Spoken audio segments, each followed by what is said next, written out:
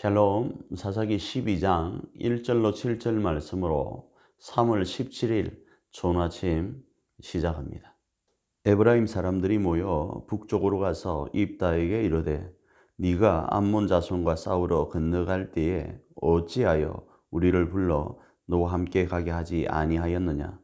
우리가 반드시 너와 네 집을 불사르리라 하니 입다가 그들에게 이르되 나와 내 백성이 암몬 자손과 크게 싸울 때에 내가 너희를 부르되 너희가 나를 그들의 손에서 구원하지 아니한고로 나는 너희가 도와주지 아니하는 것을 보고 내 목숨을 돌보지 아니하고 건너가서 암몬 자손을 쳤더니 여호와께서 그들을 내 손에 넘겨주셨거늘 너희가 어찌하여 오늘 내게 올라와서 나와 더불어 싸우고자 하느냐 하니라.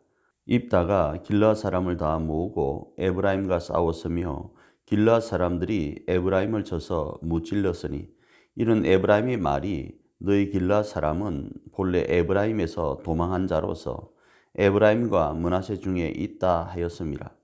길르앗 사람이 에브라임 사람보다 앞서 요단강 나루턱을 장악하고 에브라임 사람의 도망하는 자가 말하기를 청하건대 나를 건너가게 하라 하면 길르앗 사람이 그에게 묻기를 네가 에브라임 사람이냐 하여 그가 만일 아니라 하면 그에게 이르기를 십볼렛이라 발음하게 하여 에브라임 사람이 그렇게 바로 말하지 못하고 십볼렛이라 발음하면 길르앗 사람이 곧 그를 잡아서 요단강 나루턱에서 죽였더라.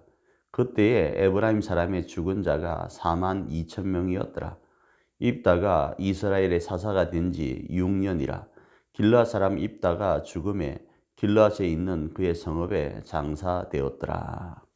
오늘 우리가 읽은 본문 말씀은 입다가 암몬과의 전투에서 승리를 하였습니다. 그런데 그 승리한 배경에는 수많은 우여곡절이 있었습니다.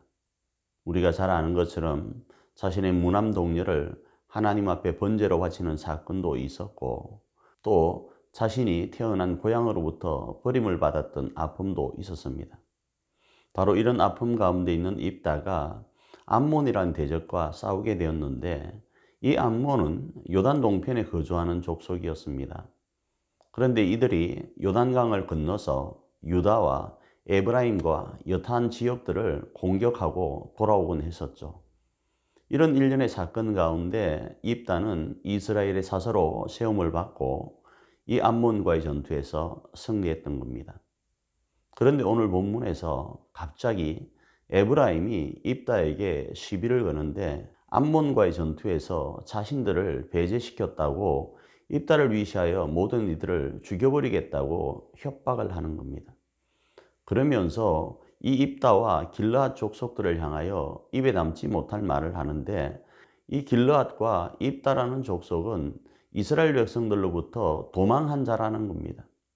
이런 이야기를 들은 입다와 길르앗 족속들이 에브라임 지파와 전쟁을 벌이고 에브라임이 4만 2천 명이 죽게 되는 일이 발생하게 됩니다. 그리고 다시 요단강을 건너서 도망하려고 하는 이 에브라임 지파들을 색출하기 위해서 발음을 가지고 색출해 가는 과정이 오늘 본문의 내용이고 이 일 위에 사사인 이 입다가 죽게 되는 내용을 기록하고 있는 것이 오늘 본문의 내용입니다. 사랑하는 가족 여러분, 여러분은 이 말씀을 묵상하면서 그리고 읽으면서 어떤 감동하심 가운데 있게 됩니까?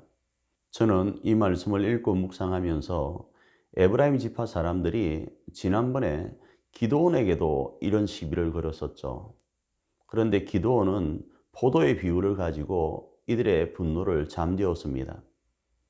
그런데 이번에는 입다의 상처린 그 마음, 특별히 무남 동료를 하나님 앞에 번제로 바쳤던 이 입다에게 시비하고 심지어 길르앗 족속까지도 자신들로부터 도망한 자, 배반한 자라는 말로 공격하는 것이 이스라엘 내전의 빌미가 되었다라는 생각을 하게 됩니다.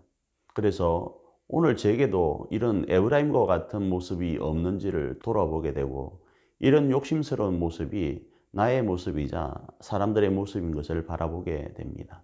그래서 오늘 하나님께서 이 본문을 통하여 저를 교훈하고 있음을 발견하게 됩니다. 여러분은 어떠신가요? 여러분에게 감동되는 내용을 TT에서에 기록하면서 그리고 그 말씀을 묵상하면서 오늘 하루 하나님 주시는 감동 가운데서 그 말씀 붙들고 승리하는 그런 하루가 되기를 축복합니다. 좋은 아침입니다.